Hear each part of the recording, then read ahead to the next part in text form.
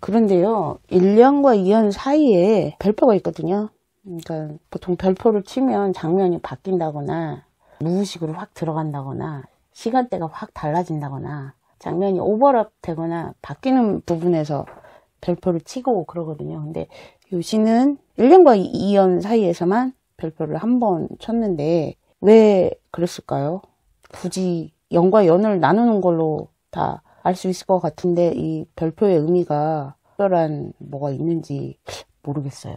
시인이 이런 것을 특별하게 이렇게 했었을 때는 의도가 있거든요. 강렬한 별표 전에 행하고의 이 나눔으로서 더 설명하지 못할 어떤 것을 경계를 두기 위해서 지금 이 별표를 뒀다고 봐야 돼요. 그러면은 이쪽 세계와 저쪽 세계가 틀리다고 봐야 돼요. 그러니까 평행이 우주같이 이 한 세계와 한 세계의 그 차이만큼 큰 차이가 있는 거예요. 이 안에서. 우리가 연을 갖다가 나눈다는 것은 이연과 저연이 하나의 이미지로서 이 가는 그런 띠잖아요. 보통 한 연에서는 그 이미지가 있고 그 다음 연이 또 이미지가 있지만 전체가 다 연결이 되잖아요.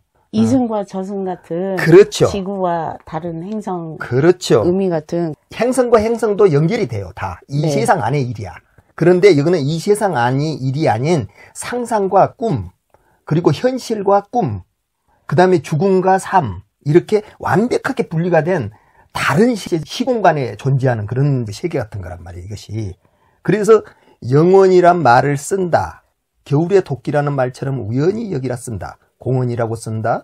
누군가를 지나친 기분이 들었음. 누군가를 지나친 기분이 들었다는 것은 펀떡하고 언어가 이렇게 싹 스쳐 지나가는, 지금 우리가 살고 있는 세상의 생각이 아닌 것 같이 뭔가 모르게 완전히 다른 세계의 그 사고가 번뜩하고 지나가잖아요. 직관같이.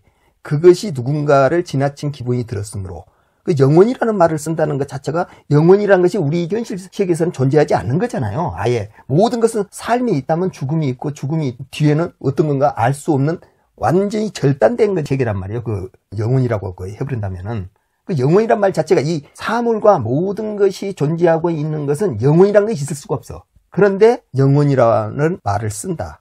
그러면 말을 쓴다 그랬단 말이에요. 그 말이라는 것도 또 영원할까? 그렇지 않아요.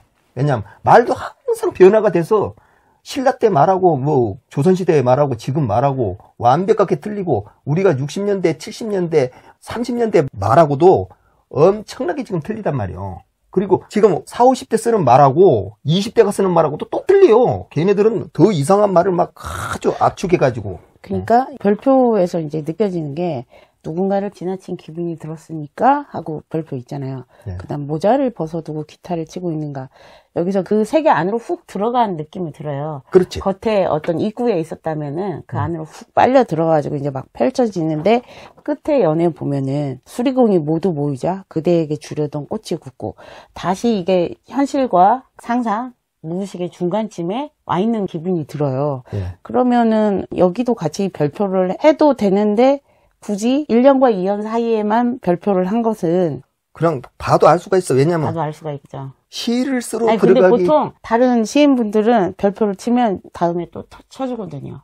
그거하고 틀리는 의미예요. 그거하고 틀리는 완벽하게 의미죠. 틀리는 네. 의미예요. 왜냐하면은 시인이 시를 쓰러 들어가고 작곡가가 작곡을 하고 화가가 그림을 그릴 때는 다른 세계예요. 그 세계는. 그 세계의 다른 세계야. 그러면 수리공이 모두 모였다는 것은 뭐예요? 지금 영혼이라는 말을 쓴다 뭐라 하는 것은 이거 현실에서 그것을 지금 상상을 조합하기 위해서 현실에서 이런 약간의 우울증 같은 게 있어야지 그 시가 잘 써져요. 사실은 멍하고 농한 혼돈의 상태 그거 있어야지. 모호함. 예, 네. 모호함이 있어야지 이게 시가 잘 써지거든요. 그래야 고정관념이 박히지 않고 예. 그거 자체를 그대로 존재 예. 자체를 사물 자체를 봐야 되니까 언어의 때를 벗겨내고 예. 낯설게 봐야 되니까 모호함이 필요한 거죠. 그래서 거기에 들어가고 영혼이라는 말을 우선 쓴다. 이 세계는 영혼이라는 세계로 들어간다.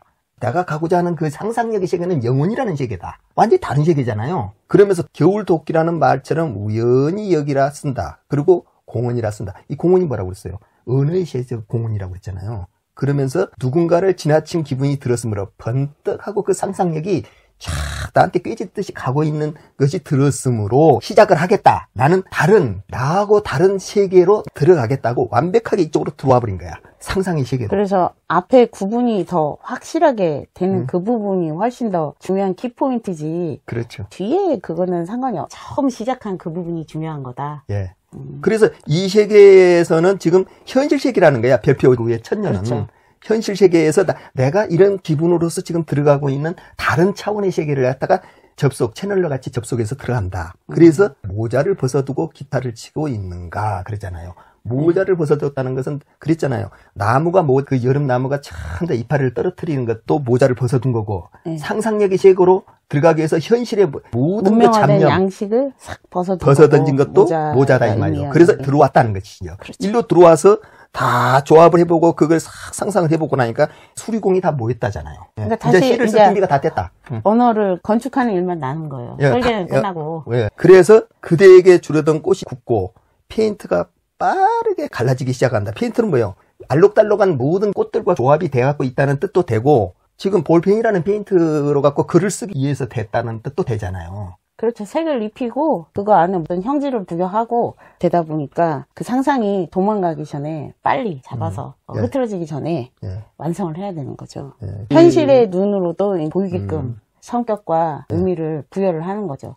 다시 잡아서 그것들을 상상을 잡아서. 상점은 짜부라지면서 물건을 토해내지 그 바로 밑에 연에 보면은 또 해가 저물지 테이블 위에 물컵은 놓아둔 그대로 있는데 그랬잖아요. 이 말 테이블 위에 물컵은 놓아둔 그대로 있는데 이것이 그 상태는 그대로 있는데 이 물을 마실 건가 안 마실 것인가 그러잖아요. 그러면 지금 해가 저물다는 건 뭐예요? 새로운 세계의 그 시작이잖아요. 죽음과 탄생의 시작이죠. 왜냐하면 낮에 있었던 모든 잡다한 우리 일상생활의 모든 해는 저물고 뭔 말이에요? 새로운 세계에서 나타날 수 있는 세상이 밤의 세계가 새로 시작된단 말이에요. 이것이 꿈의 세계가. 그래서 그 테이블 위에 놓아둔 앞에 있었던 우리 세상의 일과 뒤에 있었을 세상의 일은 하나도 달라진 게 없다 이거야. 그 위에 있는 물컵은 놓아둔 그대로 있지만은 그 세계가 그만큼 다르다는 거야. 상상의 세계와 현실의 세계가. 이 시를 쓰는 세계와 시를 쓰지 않는 세계는 너무나 다른 거예요. 그래서 시인이 시인의 눈으로 보고 시인의 상상력으로 들어가는 세계는 자기 안에서는 가장 아름다운 세계인 거예요. 그것이요. 그걸 어느 무엇과도 바꿀 수가 없는 거야. 내가 창조주고 내가 만들어낸 이 세계 안에서 나라는 것이 그게 있는 존재의 의미가 되는 거예요. 시인으로 볼지게는. 작곡가도 마찬가지고 화가도 마찬가지고 어떤 건축을 해갖고 건축가가 건축을 만들었을 때도 마찬가지고 자기가 뭔가를 갖다가 만들어서 완성했던 세계는 완벽하게 다른 세계가 된단 말이에요. 이것이. 그래서 이런 말을 쓴 거예요. 수학자나 물리학자가 방정식이나 공식을 하나를 기호화시켜서 형식화시켜서 완성한 거 이런 것도 해당이 될 수 있고 바이오를 연구하는 사람들이 바이러스라든가 이런 거에 그 해법을 제시한 그런 걸 수도 있겠네요. 아주 잘 써진 시라고 저는 봐요. 이 시는 정말. 이분 시가 두세 편 더 본 적이 있는데 대체적으로 고르면서도 아주 잘 써진 시들이에요. 그리고 이제 공원의 전개 이 시에서 느껴지는 느낌이 말투도요. 투도 여러 가지가 같이 오버랩이 돼 있는 것 같아요. 중간에 뭐뭐지 하면서 쉼표가 또 들어가기도 하고 무엇이 더 아름다울 수 있겠는가 그런 말도 앞에 시작할 때는 뭐뭐다로 되고 연이 바뀌면서 뭐뭐고도 있고 그래서 굉장히 이게 다양하게 있는데 하나도 산만한 느낌이 안 들고 쭉 끌고 가는 밀도가 있어요. 그래서 되게 좋은 것 같아요.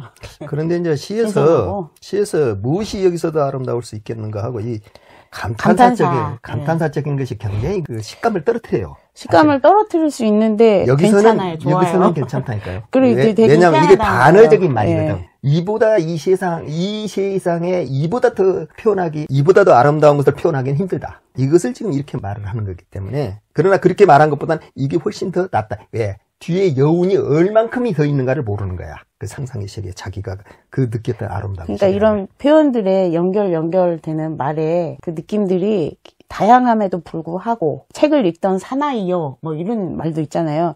되게 진부할 수 있는 말들이거든요. 딱 힘이 빠지거나 중간에. 근데 그런 특징들이 보이지 않아요. 그런 느낌들이 없기 때문에 더 신선한 것 같아요. 이런 말들을 썼는데도 이 시가 하나도 힘이 빠지지 않는다는 거는 좋은 것 같아요.